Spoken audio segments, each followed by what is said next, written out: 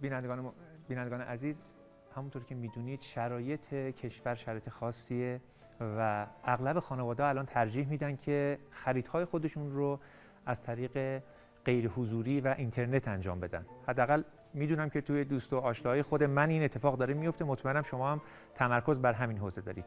این یه مزیتی داره برای ما، یعنی برای کسایی که تو حوزه کسب و کار اینترنتی هستن یک ارزش افزوده ایجاد میکنه و باعث میشه که کسب و کارهای خانگی رشد پیدا بکنه. به همین دلیل ما در خدمت خانم مهسا محسنی هستیم، کارشناس حوزه کسب و کار، در خصوص کسب و کار اینترنتی میخوایم با ایشون صحبت بکنیم. با ما باشید، اتفاقات خوبی میفته تو این قسمت. خانم سلام. سلام، درود بر شما آقای دکتر. خیلی ممنونم از دعوتتون به برنامه خوبتون.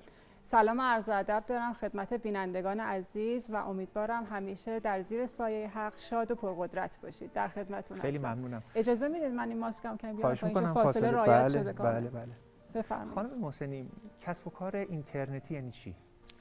کسب و کاری که از طریق ابزارهای دیجیتال ما مشتری رو جذب کنیم، ارتباط برقرار کنیم، تعامل داشته باشیم و فروش داشته باشیم و کسب درآمد کنیم.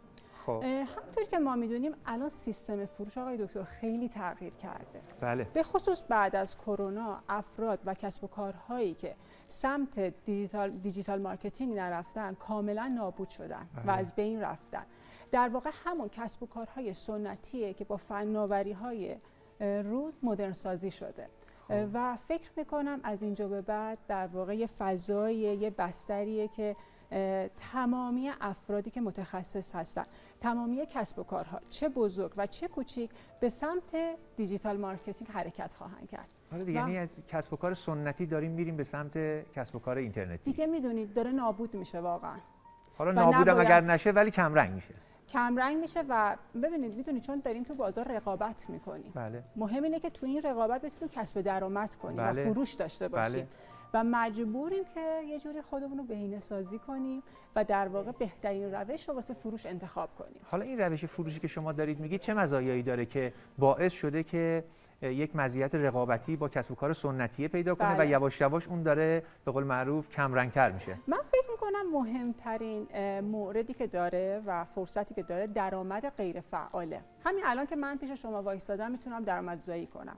بله. در قبل حتما شما باید یک جای حضور داشتید. بله. از یک ساعتی تا یک ساعت دیگه تا بتونید درآمد به دست بیارید. ولی الان به طور خیلی راحت درآمد غیر فعال شما میتونید کنار خانواده‌تون باشید، تلویزیون ببینید، ولی درآمدزاییتون رو داشته باشید. یکی که واقعا بخوایم ما یه کاری رو راه اندازی کنیم، هزینه‌های زیادی میبره. متوجه هستید؟ و با توجه به شرایط اقتصادی الان طبیعتاً نمیتونیم هزینه اجاره، بیمه، مجوز، تمامی این موارد رو باید در نظر بگیریم. و خب نسبتاً به نظر من در حال حاضر کارآفرینی کار راحتی نیست، ولی هر فردی که تخصص داره میتونه آموزش بده، میتونه توی خانواده حتی باشه، یعنی اون فرد خانه‌دار باشه. بله. کاملا میتونه به راحتی بدون هزینه، با هزینه اندک وارد بحث آنلاین بشه و کسب درآمد کنه و واقعا برای خانواده‌اش ارزش آفرین باشه. بله. و بتونه فروش داشته باشه. کاملا درسته. بعد ارتباطات هم ببخشید آقای دکتر، این نکته هم هست. ارتباطات هم نکته مهمیه. زمانی که من یک کاریو دارم محدود به یه محل خاصی میشه، به آدم‌های خاص. بله. در صورتی که مثلا من الان آموزشگاه زبان دارم، با همه دنیا در ارتباط هستم. بله. متوجه هستید؟ و آموزش به صورت آنلاین قبلا خب اصلا در واقع همه باورشون نمیشد، میگفتن آره باید حتما حضوری باشه، ولی شما میتونید با همه کشور ایران در ارتباط باشی و مشتری جذب کنی. بله. ما به دلیل اینکه اجاره محل کار نمیدیم، هزینه‌های محل کار رو پرداخت نمی‌کنیم، هزینه‌های سربار اون میاد پایین و توی قیمت تاثیر میذاره. بله. قیمت کاهش پیدا میکنه و میتونیم رقابت بکنیم با فروشنده‌های دیگه و مردم هم اینطوری راغب‌ترن. یه نکته دیگه‌ای هم که توی صحبت‌های خانم محسنی بود من بعد اشاره بکنم، گرفتن بازخور خیلی سریع از مخاطبانه. یعنی شما یک محصولی رو که میذارید توی فضای مجازی، میبینید وقتی اون پسندیدم رو یوزرتون یا اون کاربرتون انتخاب میکنه، دیگه میدونید که این رنگو بیشتر پسندیده، این مدل رو بیشتر پسندیده، نیاز به آزمون و خطا نداره که هزینه‌هاتون بالا بره. درست میگم؟ بله. ببینید من حالا دوربین من این بله دوست دارم یه گپی داشته باشم با هموطنان عزیزم. وقتی وارد بحث آنلاین میشین، خب کار سختی، اصلا کار راحتی نیست که شما بخواید تو شبکه‌های اجتماعی پست بذارید، به سرعت به نتیجه برسید. طبیعتاً باید یک انرژی خاصی بذارید، دقیقاً مثل اینکه یک سرمایه گذاری میکنید. من درخواستی که دارم واقعاً 6 ماه صبوری کنید و زمانی که به درآمدزایی میرسید تصاعدی درآمدزایی میکنید و خیلی از افراد ما میبینیم حقیقتاً 50 میلیون 100 میلیون دارن درآمد در میارن و خیلی چیز دوری نیست از ماها. بله خانم محسنی، یک نکاتی رو هم باید اشاره کنیم. این نوع کسب و کار خلاقیت هم نیاز داره ها، یعنی باید ما نوآوری داشته باشیم، خلاقیت داشته باشیم. تو این بازار با این رقابت شدید به این راحتی ها نمیشه فعالیت کرد، درسته؟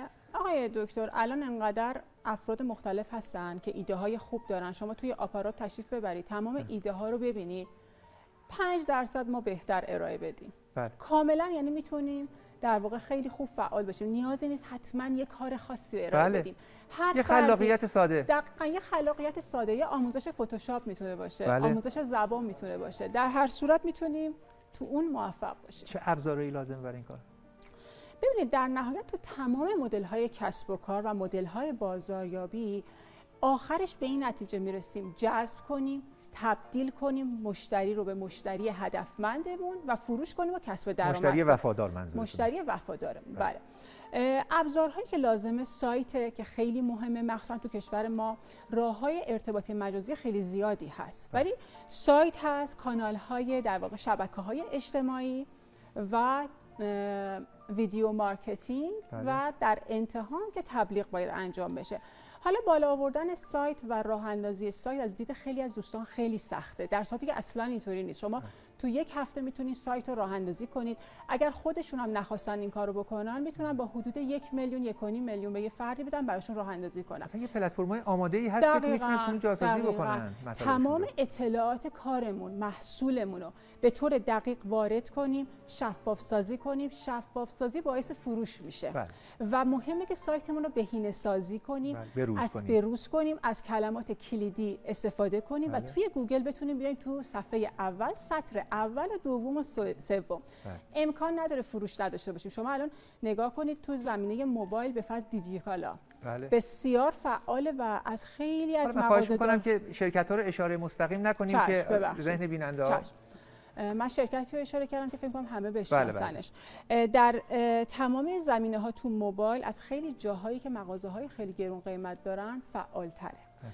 بحث شبکه‌های اجتماعی رو داریم که خب الان خیلی موفق عمل کرده، خیلی از کسب و کارها رو به جرئت میگم نجات داده و خیلی مهمه که الان بازار محتواست. همینطوری یک تبلیغ مستقیم نمیتونیم انجام بدیم. خیلی مهمه که ویدیو مارکتینگ داشته باشیم و فیلم بگیریم، از خودمون فیلم بگیریم و توش خیلی کمالگرا نباشیم. حالا تا حدودی ایدئالگرا باشیم خوبه. به فرض یه میکروفون خوب داشته باشیم، نور آنچنان مهم نیست، دوربین آنچنانی نباشه و کامل در رابطه با محصولمون توضیح بدیم و خیلی مهمه که برای مشتری و مخاطبمون اینو مشخص کنیم که چرا باید این محصول رو بخره و چرا باید از من بخره. یعنی نیازش رو بشناسه و راهکارهایی که واقعا به طور کامل وجود داره که ما محصولمون رو در واقع معرفی کنیم و اجرا کنیم. بله، من فکر می‌کنم خانم انصاری‌فر هم سوالی دارن. اگر خانم خیلی نکته خوبی بود. الان بازار فضای مجازی خیلی داغ‌تر هم شده با توجه به بحث کرونا و ما هم داریم تاکید می‌کنیم بریم به سمت اینترنتی خریدن. اما خب به هر حال یک بخش سوپرمارکتی وجود داره که خیلی ملزومات ضروری ماست. بحث مهمتر بحث کالاهای غیر ضروری هست که افراد ترجیح میدن برن و از نزدیک ببینن و بحث مهمترش که باز اشاره کردید تبلیغات. راهکارهایی برای تبلیغات بهتر، چون بعضی از حالا همین نام‌هایی که به هر حال شما هم اشاره کردید ما هم نمی‌خواستیم اشاره کنیم یا خیلی از سایت‌های دیگه آشنا هستن برای مردم ولی بسیاری الان از سایت‌ها دارن راه اندازی میشن که اصلا آشنا نیستن و اینطوری نمیتونن بازار فروش خوبی داشته باشن. ببینید خانم انصاری‌فر، تبلیغات خیلی مهمه تو شبکه‌های اجتماعی. افراد میتونن تو پیج‌های متفاوت تبلیغ بدن. پیج‌های زیاد هست باید کمپین فروش راه اندازی کنن، تبلیغ بدن. حالا ما بخوایم با هزینه کمتر این کار رو انجام بدیم، تو شبکه‌های اجتماعی هشتگ هست. شما کاملا میرید در رابطه با اون کاری که دارید. مثلا کارتون آموزش زبانه. هشتگ هایی که مربوط به اونو پیدا میکنی و لایک میکنی و سعی میکنی نسبت به افراد، یعنی من میتونم به طور مستقیم بگم براشون وایس بفرستید که ما هم این اطلاعات رو داریم، امیدواریم که بتونیم اطلاعات خوبی بهتون ارائه بدیم. امکان نداره افراد فالوتون نکنن، یعنی مستقیم با خود مردم در ارتباط باشیم و اینو بگیم بهشون. ما در ابتدا برای خودمون همین کارو میکردیم، برای تک تک افراد وایس میفرستادیم و انقدر باهاشون در تعامل قرار گرفتیم که یک دفعه دیدیم پیجمون در واقع اومد تو تعامل، توی ارتباط. حالا تبلیغات هم که اصلا بحثش جداست، میتونیم تبلیغات خوب بکنیم و محتوای خوب ارائه بدیم. ببین شما وقتی محتوای خوب ارائه میدین و نیاز افراد رو برطرف میکنید، 100% سمت اون پیج و اون شبکه اجتماعی حرکت میکنن. خیلی متشکرم. یعنی یک نوعی آقای محمدپور بازاریابی مستقیم رو به بیننده‌های عزیز ما پیشنهاد کردن. خانم یک دنیا سپاسگزارم. خانم محسنی. آقای دکتر ان شاءالله در بخش بعد هم در بخش بورس باز خدمت شما خواهیم